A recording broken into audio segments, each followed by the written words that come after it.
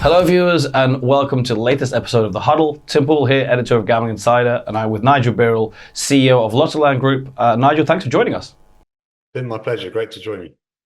Yeah, looking forward to speaking to you all about the company and the wider lottery industry. An opportune time to speak to you as it was recently 10 years for you as CEO of the group. Yes, a couple of days ago actually. Yeah, it makes me feel very old, unfortunately, but yeah. Well, I was more aiming to congratulate you rather than to emphasize anything like that. But, a long time with the company. Could you maybe actually, to start off with, talk about your journey in the industry before Lottoland, actually? Yeah, well, I've been in the industry about 18 years now. I started off, two-company man. I started off in what is now Entain. So I joined Party Gaming the back end of 2005, kind of the height of the poker boom, if you like, and couple of months after Party itself had listed on the London Stock Exchange at a 4 billion valuation. I think when I had my interview, it was about 7.5 billion sterling. And then actually had an amazing sort of 9 months there at Party. My remit was really M&A, and I came from a legal and investment banking background. And then I spent the next 7 or 8 years at a FTSE 250 company as a main board director in the media industry. So I was hired by the then management team to literally grow Party from really being a one company, one product item, poker in the US, to being multi-jurisdictional, multi-product. And of course, then, just we were sort of getting into our stride, hopefully using the new public company equity. UIGA happened, and we lost 90% of our value. So the job became a slightly different spec in terms of the size of deals we were looking at. But certainly the challenge remained in terms of making what is now Entain, I guess, into a multi-product, multi-jurisdictional company. And we certainly did that with Party and later bwin Party before I moved on in 2013. Mm-hmm. So in 2013, I met the founder of Lottoland, a gentleman by the name of David von Rosen in Gibraltar, where we are headquartered, introduced by a mutual friend who's a lawyer locally. And he'd just arrived in Gibraltar, having established Lottoland a few months before, initially working out of a villa in Marbella, which I think was used by One Direction amongst others as that's one of their haunts. And then while he waited for available accommodation space in Gibraltar. And I kind of met him for coffee a number of times to sort of provide some sort of sagely advice, if you like, on how to navigate the pitfalls of the online gaming industry. And then a month or two later, he asked me if I'd become a non-executive director. I became the first Lottoland NED, probably the back end of 2013, beginning of 2014. That went on for about 6 months. And then he said, can you come and work full time? At the time, I was thinking of sort of branching out and becoming a non-exec for a number of companies, which I am actually already. But I got sucked in May 2014, 10 years ago, and I'm still here and having a great fun and a great ride in those 10 years. Mm-hmm. A couple of interesting notes there. I think a couple of rites of passage, the poker boom, and basically effectively being at one brand in the Entain family. That's something that a lot of people in the industry, certainly a lot of top executives, can sort of speak to. And I wouldn't have predicted we would have actually fit One Direction into this conversation, if I'm being honest. So that was an interesting note as well. Obviously, as we say, 10 years, a long time. How do you reflect on Lottoland, where it started and where it is today? Well, really, it was a very small company, 20 odd employees. I think when I joined in, we got sort of 400 plus now. We were just in Gibraltar, really operating in the German market only. We're now in multiple territories. Really, it's a very simple idea. For those who don't know Lottoland, it's essentially lottery tourism. I like to liken it to the ability of a client in one country to purchase a lottery ticket or effectively have access to a lottery win in another country without having to travel to that country. So what we do is we provide a bet on the outcome of that lottery. So you can pick your 6 numbers or whatever. If you're a Brit in London and you want to play the Mega Millions in the US, you can have a go on that. And what we do is you transact with us, and if you win, we pay you, and we cover 99.9% of all those wins through our own resources. But for the occasional time when there's a massive jackpot that would actually hit one of our customers, we use quite a sophisticated insurance structure to pay out those big wins. So yeah, quite a simple model really. we've certainly developed from the early days where we're just offering that in one or two countries to offering it in multiple jurisdictions now, as I said, but also now cross-selling into casino games and the like. So we start off with like the instant win, scratch card type games, the sort of thing that, you know, a customer would buy in a news agent. And then where it's responsible to do so, we take that customer on a journey into other casino games, finally towards, you know, blackjack and roulette, etc. If that's what they want. So cross-selling those customers, which we acquire fairly cheaply on conventional industry metrics, because everyone knows the lottery, and we've got some wonderful IP in the company, so we acquire over half our players directly, and then we can cross-sell them into other products. And we have a sports book as well, but we can cross-sell them to other products. Then, you know, we can keep our customers for longer, and each customer becomes more profitable. Mm-hmm. Really interesting concept.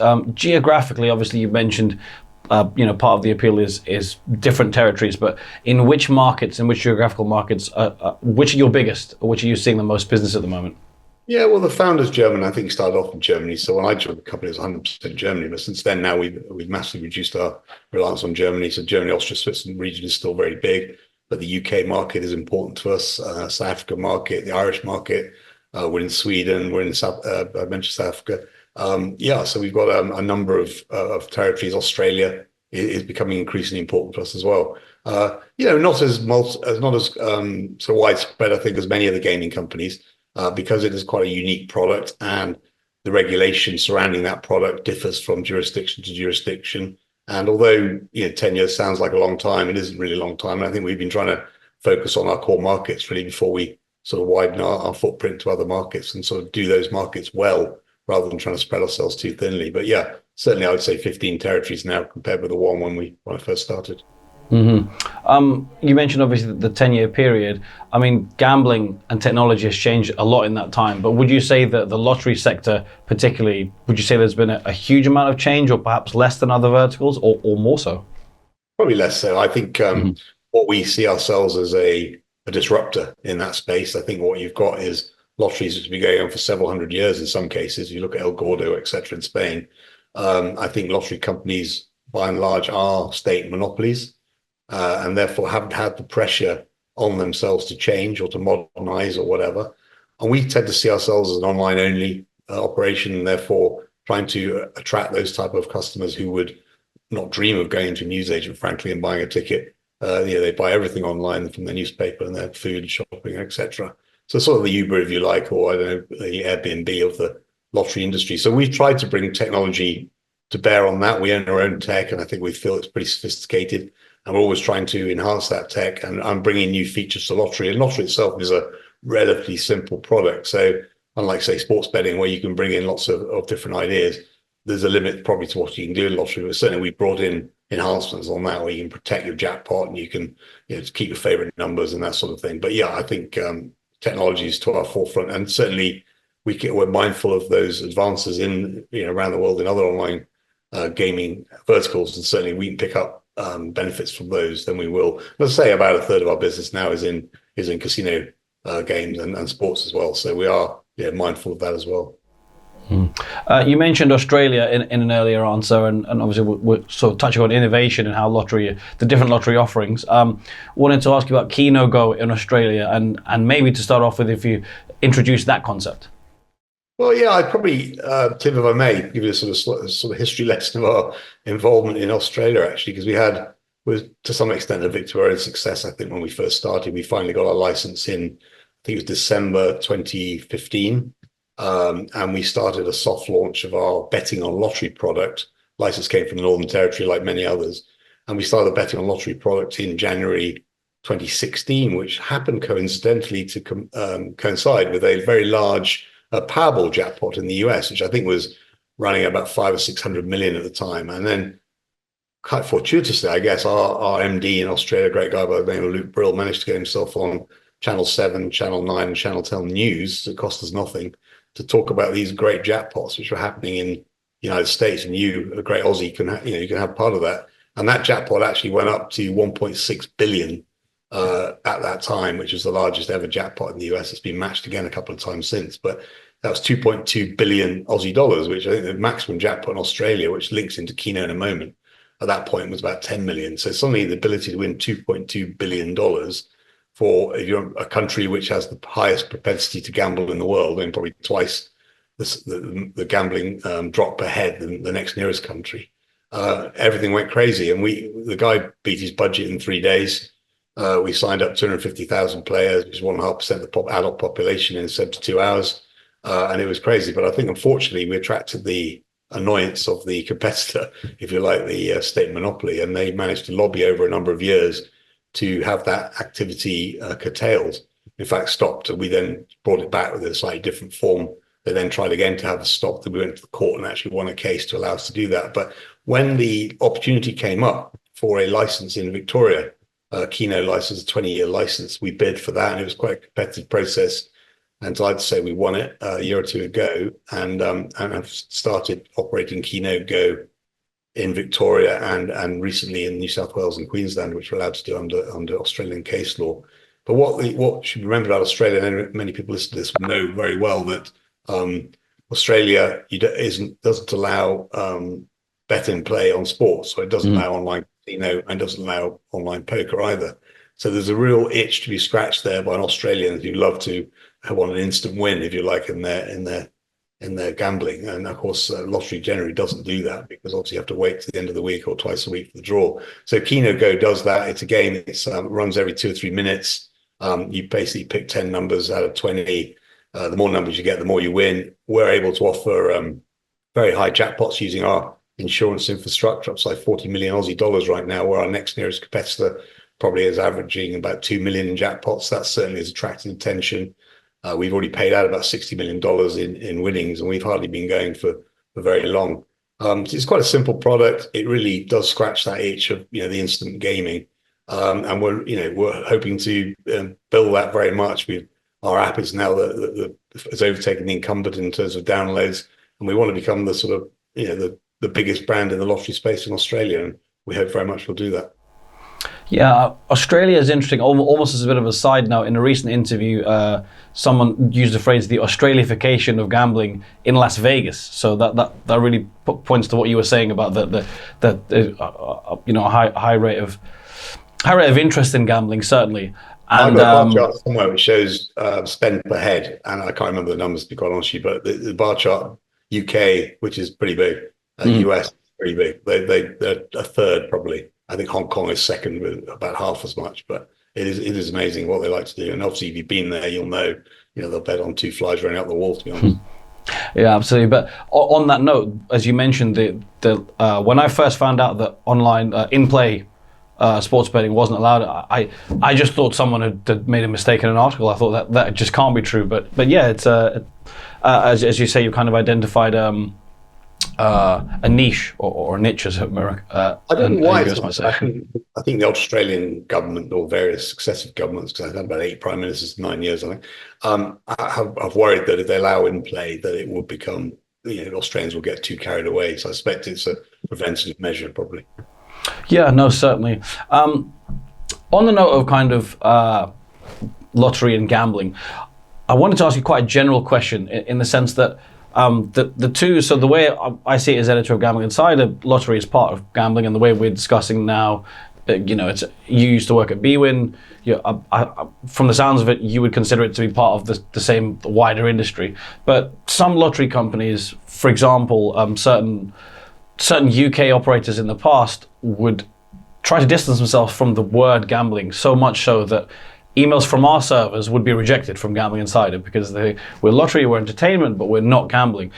As almost a philosophical question for you, where does lottery place within that sphere in terms of gambling?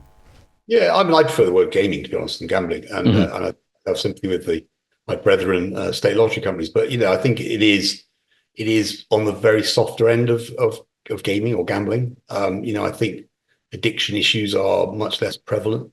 It's not like to become addicted to winning the lottery when, unless you're not that bright, you will know that your odds of winning the sort of big prizes are many hundreds of millions to one. So it literally is, we regard it as an aspirational thing. It's almost better not to know you've won. I think Camelot used the phrase, you've got to be in it to win it. But it actually literally is that. You want to have your ticket to know that you're in for the big draw, it's almost with trepidation. You look on a Sunday in the newspaper or whatever to find out that you haven't won, and oh gosh, I've got to go again. So it's literally and in our office, Tim, you must come around sometime. But we've got these sort of lottery balls decorated in the shape of a Learjet or a power boat or whatever. So it's that aspiration to take you out of whatever situation we're in right now into a new reality with a boat and an airplane and whatever. So it isn't addictive. I don't think it's. We do take responsible gambling very seriously, notwithstanding that. But also, you look at other forms of gaming, gambling. It could be use of money laundering, that kind of thing. It won't happen in lottery where you got 1 in 360 million chance of winning the Powerball or something, whereas you got a 97% return to player in casino. So there's lots of distinctions really, which I think help us as a lottery operator. But as I say, now we're cross-selling to casino anyway, so we need to have all the usual metrics in place and safer gambling policies in place. But I have sympathy with other lottery companies who say that it's not gambling, it's more gaming. And I like to think of it in a way as a sort of fast-moving consumer product. Really, you could, and history goes, you go back to your newsagent, you buy your milk and your newspaper, and you grab a ticket. So it is different for sure, and I think. That's a fair enough comment. Yeah, I think that's quite representative of America, because the word gaming is preferred and lottery is across the US, but obviously online casino is it's only still in spot check 7 states, I believe it is 7 or 8, but certainly not all of them.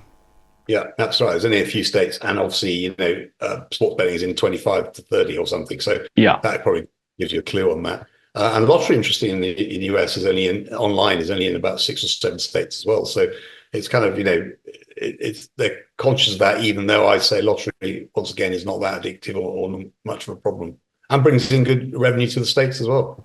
Mm-hmm. Yeah. So you mentioned responsible gambling, and we've talked about online as well. I want to work the two in and maybe bring in a bit of discussion on AI, because AI, I think probably in every interview I'm doing at the moment, probably in a lot of discussions you're having, AI is coming up. I'm often making the joke that I don't need to be here and AI could do it for me. Hopefully not to the same degree, the same personality, whatever. But obviously AI is a hot topic at the moment, and I'm quite interested from the lottery perspective, how much of an impact is it having specifically on the lottery kind of gaming side of things? Yeah, well, we've used technology, let's not say AI, technology generally, our responsible gaming activities for the last 4 or 5 years now. Probably, there's many companies do it. Your interaction with a customer, being able to spot the markers of harm and then interact with that customer using sort of automated emails initially until the problem maybe accelerates, in which case you have a more face-to-face interaction with that customer.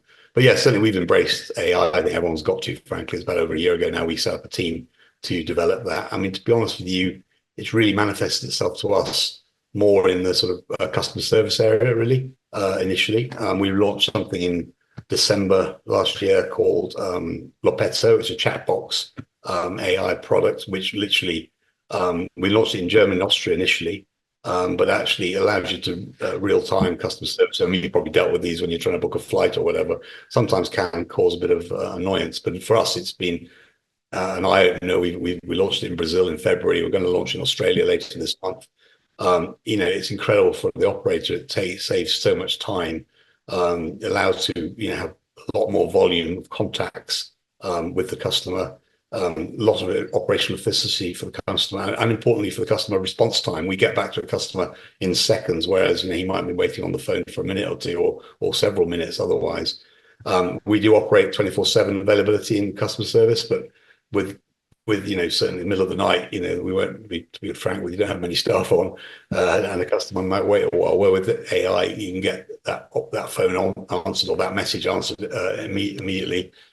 Great capacity enhancements, allowing those the number of volume of interactions to be speeded up, and a great customer experience. I mean, sometimes when I've used AI and I'm kind of frustrated when I'm trying to get an answer with an online booking of something, I get a bit frustrated. But our actual customer satisfaction scores have gone up, and we're developing it all the time. And to link to your earlier question on responsible gaming, we brought that into play as well within the AI chat function. So that if there are certain keywords, etc., which I mentioned in the course of that conversation, that raises an alert with our responsible gaming team, who can then go in and look at the interaction and see whether that's something which needs to be looked into. So I think it's, For us, it's relatively in our infancy. We've been at it about a year.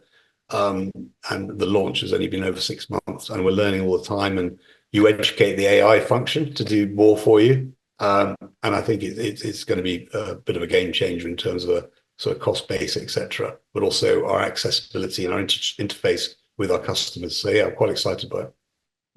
Two very interesting. I don't think lottery per se is any different to any other vertical. I think it's the same. You have that customer interaction, sign-on issues, the likes, and I think it's no real different for lottery. I was going to say two very interesting use cases you put there, and I think another one that I've heard or been told a lot in this industry is just when there's huge amounts of data, and a human can input that data, and it will take them hours, but it's no particular skill to the job. An AI can just do that, I'm not sure it's seconds or minutes comparatively. So, knowing what customers like. What customers, for years we've been doing that really reasonably sophisticatedly. So I know a customer likes Powerball, who doesn't particularly like the Euro Millions. You can target that customer when the jackpot gets over a certain size, because he only likes it when it gets over 100 million or whatever. And that's always been there, really. With not always, the last few years been there, but with AI, that's getting much more simple. And it has the benefit of not bombarding customers with too many emails or too many texts or whatever, which you get fed up with that. So literally only knowing when you want to know that there's a big jackpot which you like to play coming up. So yeah, on that, the front end of it as well is very important, I think. Yeah. Another topic I wanted to ask you about, a slight switch from AI, the UK National Lottery. Really interesting to follow and cover that for a number of, I guess it's overall it's stretched over a couple of years to have Camelot had it, Allwyn then took it, and then Allwyn then took over Camelot. Just as a member of of the industry, of the lottery sector, I wondered what your kind of thoughts and overview was of how the UK is sort of is and has transitioned to Allwyn. Yeah, well, from a Lottoland perspective, don't really have much of a comment because we aren't allowed to offer national lottery products, Euro Millions, and the national lottery in the UK, and we don't. So we don't have any crossover with them. We have a good relationship with them in a number of areas. I think just from a more personal perspective, I guess that, Allwyn are a great company. I know them well from a number of aspects. And I guess, Camelot had the opportunity to run it for 25, 27 years, whatever it was. And politically, I think there was a lot of pressure for a change, with the hope, I think, that a new company running it will be able to bring in new technology, new techniques, new ideas to therefore grow the lottery, which had been growing. To be fair to Camelot, it's still been growing, but perhaps the government were looking for, or DCMS were looking for, a little bit of a sea change in there, and hopefully build on that, what's already been set up very well by Camelot before, to give even more money to good causes, etc. So yeah, I'm just an interested observer, but I say we don't really cross swords with them on a business perspective. Yeah, hypothetically, I guess, do you think that kind of thing is inevitable, in the sense that if someone's been running something for 20, 25 years, do you think, whether they are getting the most out of that market or not, that the perception is just going to be that, it might be time for change?